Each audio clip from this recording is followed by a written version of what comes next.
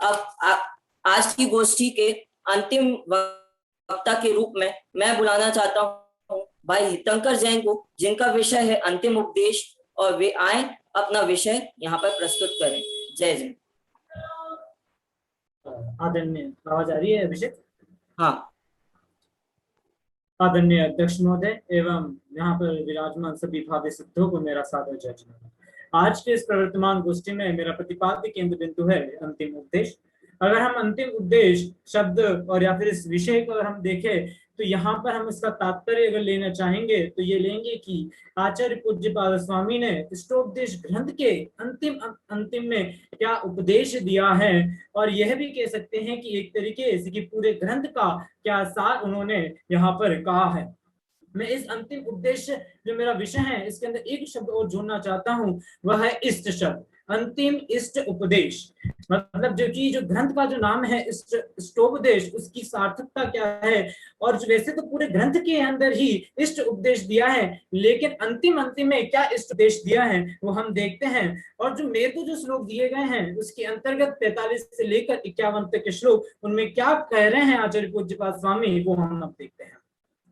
अगर हम सबसे पहले अगर चर्चा करें 45वें और 46वें श्लोक की, तो उसके अंदर आचार्य पूज्यपाद स्वामी कहते हैं कि योगी को संबोधित करते हुए महात्माओं को कि पर ही है उससे दुख ही होता है, और आत्मा ही है उससे सुख होता है। इसीलिए जो भी महात्मा है अर्थात कि जो योगी जन है, उन्हें इस आत्मा का ही पुरुषार्थ करना चाहिए सुख के लिए। और फिर आचार्य देव अगले ही श्लोक के अंदर कहते हैं अज्ञानी जीवों को कि जो अज्ञानी शरीर आदि को श्रद्धता है या उसे आत्मीयपने से उसे अपना मानता है, वह इस जीव के साथ जो शरीर संयोग संबंध जो हो रहा है वह चारों ही गतियों में उसे वह कभी भी नहीं छोड़ता है।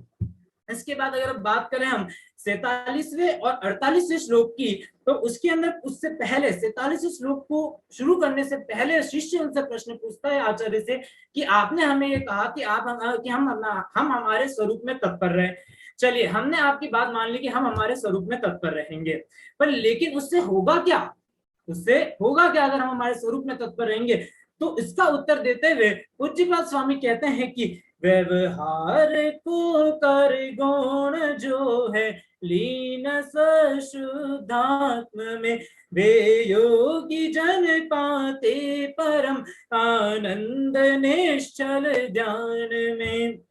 तो इसका उत्तर देते हुए आचार्य देव कहते हैं और वो बतलाते हैं कि इस श्लोक के अंदर कि जो आत्म स्वरूप में लीन हुआ है या जो आत्म स्वरूप के अंदर जो स्थित हुआ है तथा व्यवहार से दूर रहा है, वह योगी आत्म ध्यान से अनिर्वचनीय अर्थात कि अकथनीय, जिसका हम वर्णन नहीं कर सकते हैं, ऐसे परम आनंद को वह प्राप्त करता है। तो उसी के अगले श्लोक में आचार्य देव कहते हैं कि वो आनंद कैसा है, कि वो आनंद जो मुझे प्रकट हो रहा है वो आनंद करता क्या है। तो कहते हैं कि वो जो आनंद है अग्नि के समान उसके उपमा दी कि जिस प्रकार जो अग्नि है वह ईंधन को जला देती है, उसी प्रकार जो ये मेरा परम आनंद है वह इस कर्म संतति को अर्थात जो कर्म समूह है इसको भस्म कर देता है, उसे जला देता है। इस प्रकार ये 48वें श्लोक में कहा। इसके बाद में चर्चा आती है 49वें श्लोक की। तो इसके अंदर आचार्य मुमुक्षुओं को संबोधित करते हुए कहते हैं कि जो मोक्ष अभिलाषी जीव है उसको प्रति समय ज्ञान ज्योति का ही विचार करना चाहिए है, और उस विषय में ही योगियों से या महात्माओं से, ज्ञानियों से, गुरु आदि से पूछना चाहिए और उसकी ही अभिलाषा करनी चाहिए और उसका ही अनुभव करना चाहिए। इस प्रकार ये उन्होंने 49वें श्लोक के अंदर कहा। फिर अगर हम बात करें 50वें श्लोक में, तो मूल रूप से अगर देखा जाए इस पूरे ही ग्रंथ का अगर सार अगर हमें कहेंगे तो 50वें श्लोक के अंदर आचार्य देव ने पूरे ही ग्रंथ का सार कह दिया। अगर मैं सिर्फ पूरे ग्रंथ का सार नहीं कह रहा, मगर ये कहूं कि पूरे के पूरे जिनागम का अगर सार इसमें कह दिया है तो उसमें कोई आश्चर्य की बात नहीं होगी। तो आचार्य देव 50वें श्लोक से शुरू करने से पहले शिष्य को परम करुणा से तत्व को संक्षेप में समझ कहते हैं कि अधिक कहने से क्या, क्योंकि उसे वो हम आसानी से या इजीली भी हम इसे समझ सकते हैं। तो वो कहते हैं कि उस शिष्य को संबोधित करते हुए कहते हैं कि हे सुमते, सुबुद्धि वाले, बहुत बोलने से क्या, क्योंकि हेय तत्वों को संक्षेप में भी हृदय में उतारा जा सकता है। और फिर वो गाथा के इस प्रकार कहते हैं कि जीवोन्य पुद्गलश्चान्य इत्यसो तत्व संग्रह यदन्य दुच्यते किंचित सुअस्तु तस्यैव विस्तर।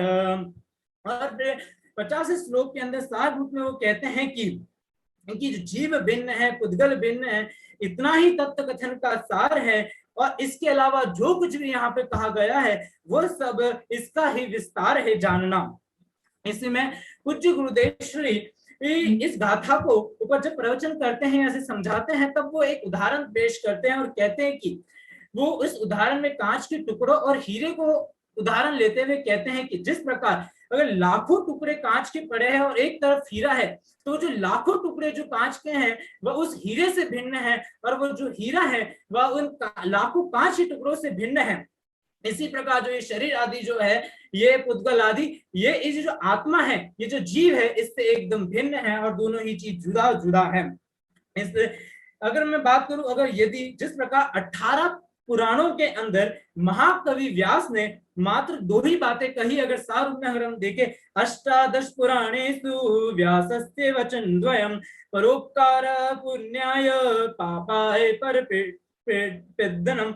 यदि परोपकार करोगे तो पुण्य होगा और पर को पीड़ा पहुंचाओगे तो पाप होगा। मात्र इतना जान लो, इतना मान लोगे, सच्चे हृदय से जीवन में अपना लोगे तो तुम्हारा जीवन सार्थक हो जाएगा। इसी प्रकार जो ये जिनागम है, ये जो चारों अनियोग है, ये जो बादशाह जो जैन धर्म में है, इसके अंदर अगर हम ये कहे कि इसका जो मूल पूरा का पूरा अगर सार है, तो वो यही है कि भेद विज्ञान करना है इस जीव में और इस पुद्गलों में। जो हमने अभी तक जो हमने एक ममत्व एकत्व बुद्धि हमने जो पाल रखी है, इसको हमने भिन्न भिन्न करना है, और ये जो हम भेद विज्ञान करेंगे, यही इस जिनागम का सार है।